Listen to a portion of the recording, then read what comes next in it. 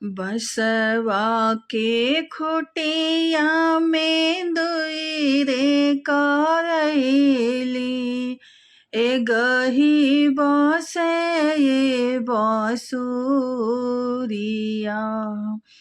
बसवा के खुटिया में दुई रे करैली, एगो बसे एक बसुरिया।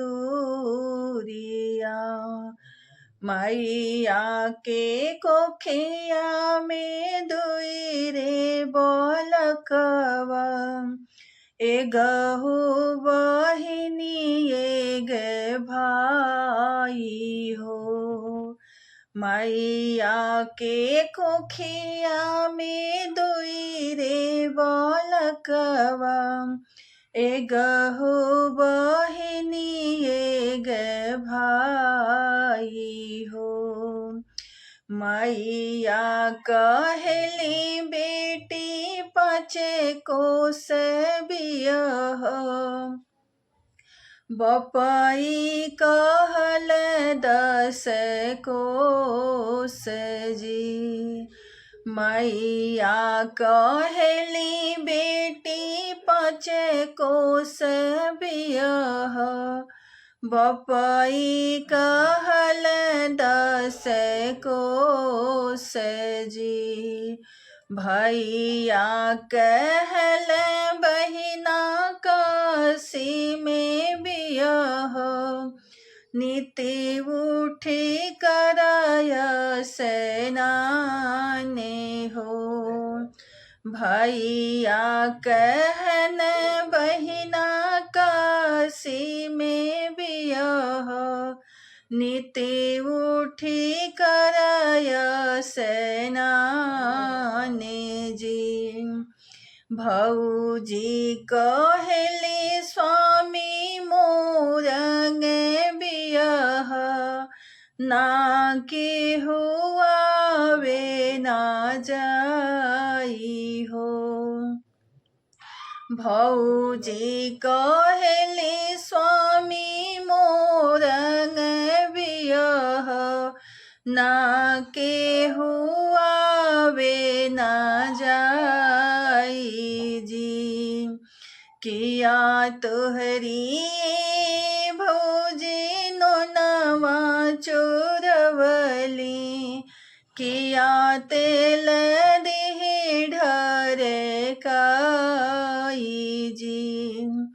किया तोहराए भौजी नोनवा चोरवली, किया तेल दिही ढरे काई जी।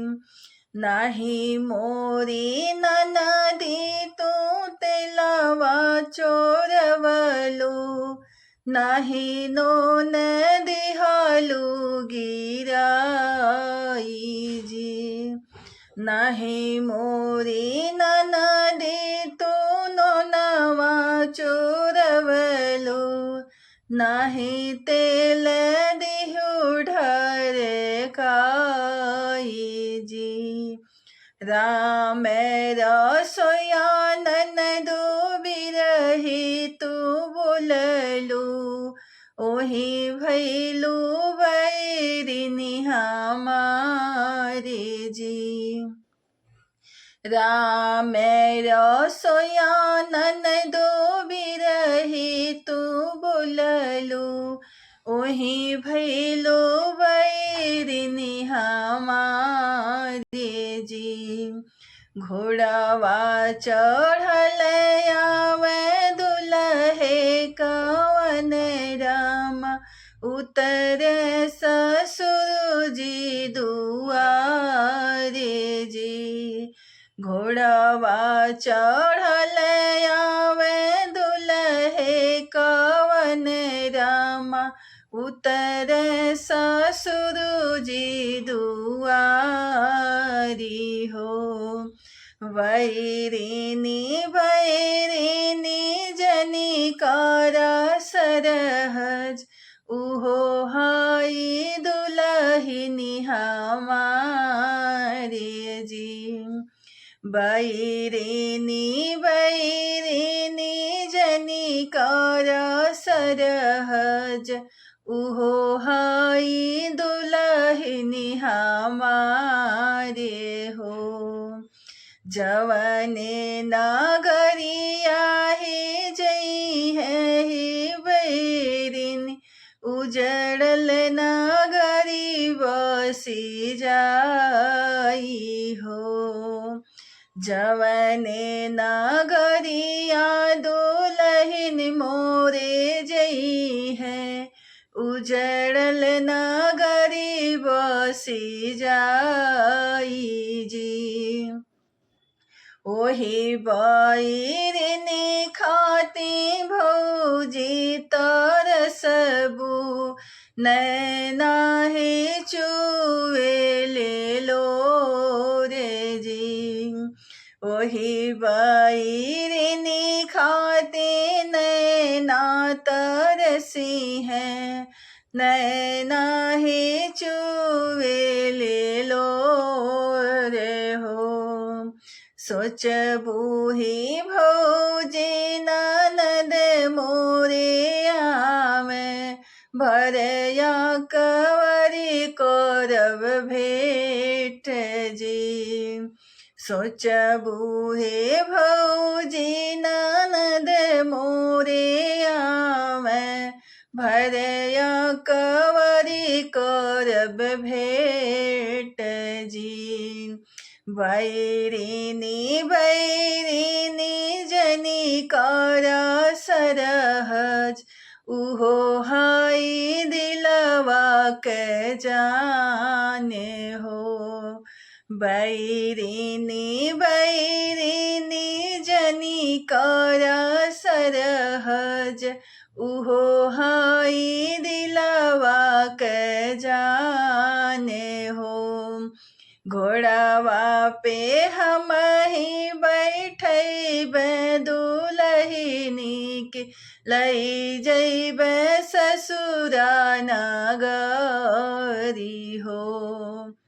घोड़ावा पे दुलहिन के हमें बैठब लई जइब ससुरा नगरी हो।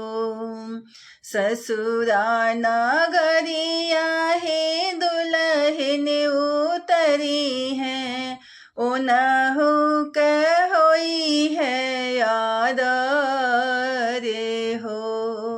ससुरा नगरिया दुलहिन जब उतरी है ओनहु के होई है याद रे हो। नयना ही भौजी तुहरे तरसी है डूरी है ही हो ही लो रे जी। नयना ही भौजी तुहरे तरसी है नैना ही ढूरे ले लो रे जी। हेलो हाय हमारी यूट्यूब फैमिली, अगर हमारी गीत ये अच्छी लगी तो आप सब ज़रूर सपोर्ट करिएगा और वीडियो को लाइक करिएगा, शेयर करिएगा। मैं बहुत मेहनत से ये गीत बनाई हूँ। अगर आप सभी को अच्छा लगेगा ज़्यादा से ज़्यादा सपोर्ट करिएगा। हमारी जितना बहन भैया दीदी और सिस्टर लोग हैं सभी को गोड छू के गोड़ लगा थी। आप सब ज़रूर सपोर्ट कर जाइए, वीडियो को लाइक शेयर कर जाइए।